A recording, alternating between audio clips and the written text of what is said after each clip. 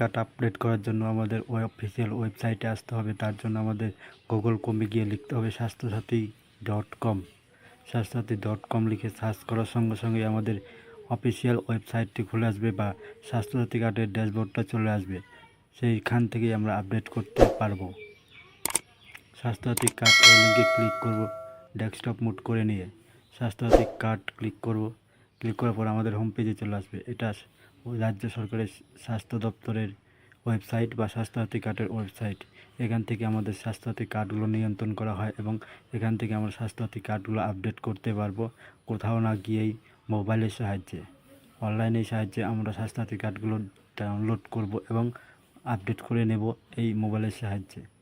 স্টেপগুলো ফলো করবেন এবং কোথাও যেতে হবে না, কোথাও কাগজ জমা দিতে হবে না। স্বাস্থ্যসাথী দপ্তর থেকেই আমরা এই কার্ডটি আপডেট করে নিতে পারবো। তার জন্য আমাদের কার্ড ভেরিফিকেশনে যেতে হবে। কার্ড ভেরিফিকেশনে যাওয়ার সঙ্গে সঙ্গে দ্বিতীয় পেজটা চলে আসবে। এখানে স্টেট অটোমেটিক সিলেক্ট করা আছে, তারপর আমরা ডিস্ট্রিক্ট সিলেক্ট করব। এখানে আমাদের যেহেতু কোচবিহার ডিস্ট্রিক্ট, আমি কোচবিহার সিলেক্ট করব। তারপর এন্টার ইউআরএন নাম্বার বা স্বাস্থ্যসাথী কার্ডের নাম্বার, সেই কার্ডটা আমি নাম্বারটা এন্টার করে দেব। তোমরা তোমাদের এই কার্ড নাম্বারটা এন্টার করে দেবে। এন্টার করে দেওয়ার পর সাবমিট করবে, পরবর্তী পেজ খুলে আসবে।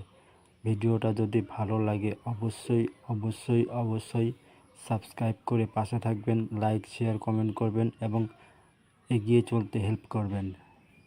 একটা সাবস্ক্রাইবার করলে কিন্তু আপনার ব্যাংকে থেকে কত টাকা কাটবে না।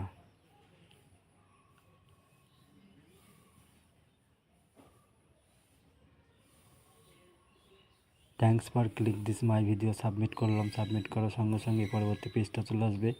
এখানে আমি দেখতে পাবো আমার স্বাস্থ্যসাথী কার্ডে কতজন ফ্যামিলির পরিবার নাম আছে। এখানে আমাদের 4 জনের নাম আছে। এই নামগুলো শো করবে। নামগুলোর পাশে অ্যাক্টিভ দেখায়। যদি এখানে অ্যাক্টিভ না দেখায় তাহলে স্বাস্থ্যসাথী কার্ডটি এখানে আপডেট লেখা থাকবে। আধার কার্ডের সাহায্যে আমরা আপডেট করে নিতে পারবো। তারপর এখানে আমরা অনেকগুলো অপশন আছে। এখানে ডাউনলোডে ক্লিক করলে ডাউনলোড চলে আসবে। স্বাস্থ্যসাথী কার্ড ডাউনলোড করে নেব এবং হারিয়ে গেলেও আমরা ডাউনলোড করতে পারবো। তারপর ট্রানজ্যাকশন ড্যাশবোর্ড, আমরা স্বাস্থ্যসাথী কার্ডে কত টাকা ট্রানজ্যাকশন করছি সেই হিস্টোরিটা আমরা পাবো না, কিন্তু অফিসিয়াল লোকগুলো এখান থেকে ট্রানজ্যাকশন হিস্টোরি চেক করতে পারবে। ইউএনআর সার্চ, এটা স্বাস্থ্যসাথী কার্ডের লোগো।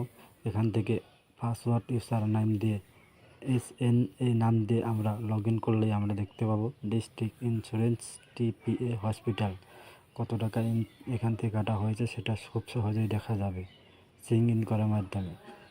তারপর আমরা একটু নিচে চলে যাব। এখানে দেখব কয়জন লোকের নাম অ্যাক্টিভ করা আছে এবং অ্যাক্টিভ আছে কি না কার্ড। সেই জন্য আমাদের এখানে ভেরিফিকেশন বা সাবমিটে ক্লিক করলেই আমাদের